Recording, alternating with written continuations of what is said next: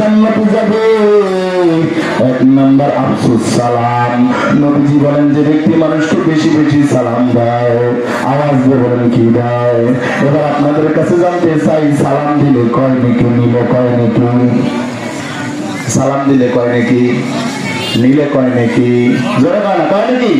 তাহলে দিলে যদি 90 হয়, কিছু কিছু ব্যক্তি দেখবেন সালাম নেওয়ার অপেক্ষা করে, আমার সালাম দেয় না কে? কথা বল ঠিক কিনা? আবার সালাম তো এমন হয়ে গেছে, আমরা সালামটার আজকে এমন বানায় ফেলছি, টাকাওয়ালা, বাড়িওয়ালা, গাড়িওয়ালা, কোটিপতি, মেম্বার, চেয়ারম্যান, নেতাদের দেখলে সালাম দেয়। কথা কন ঠিক কিনা? ভ্যানওয়ালা, রিক্সা চালক যারা আছে এদেরকে আমরা সালাম দিতে চাই না। মা বোনেরা তো চাপ হয়ে গেছে, মা বোন আপনারা চেপে চেপে বসুন। আর আপনার অন্যদিকে জায়গার কেবল তো শুরু, কেবল শুরু, আপনার অন্যদিকে জায়গার ব্যবস্থা করতে থাকেন, অন্যদিকে জায়গার ব্যবস্থা করতে থাকেন, কেবল শুরু মাহফিল। আল্লাহ কবুল করুন, আমিন বলেন। প্রত্যেকটা মাহফিলে মা বোন আসে, আল্লাহ মা বোনদের কবুল করেন, আমিন বলেন।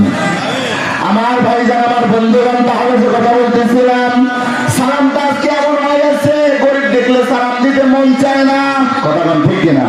অথচ নবীর আদর্শ, বাবা সন্তানকে সালাম দিবে, সন্তান বাবাকে সালাম দিবে, স্ত্রী স্বামীকে সালাম দিবে, স্বামী স্ত্রীকে সালাম দিবে, নেতা এরকম বাকি লোকদের সালাম দিবে। সালাম তো এমন, কিন্তু সালাম হয়ে গেছে আরেক রকম। টাকাওয়ালাদের দেখলে সালাম দিতে মনে চায়, বড় বড় বিল্ডিং এর মালিক সালাম দিতে মনে চায়। আমি মনে করি এটা মনের রোগ। কথা বলেন ঠিক কিনা? অথচ নবীজি এক হাদিসের মধ্যে বলেন, যে ব্যক্তি বেশি বেশি সালাম দিবে তার অন্তরের ময়লা আল্লাহ পরিষ্কার করে দিবে। যে ব্যক্তি বেশি বেশি সালাম দিবে এর মনের মধ্যে হিংসা থাকবে না, অহংকার থাকবে না। নবীজি বলেন 4 গুণ ওলা মানুষ জান্নাতে যাবে। 1 নাম্বার আফসুস সালাম। আল্লাহ নবী এক হাদিসের মধ্যে বলেন, আসসালামু কবুলাল কালাম, কথা বলার আগে সালাম। কিন্তু দুঃখজনক বিষয় সত্য, মোবাইলটা কানে নিচে নিয়ে যদি বলি হ্যালো কোথায় আছে, হলো গোপালপুর, বলে আমরা এরকম তুলসী গাছ।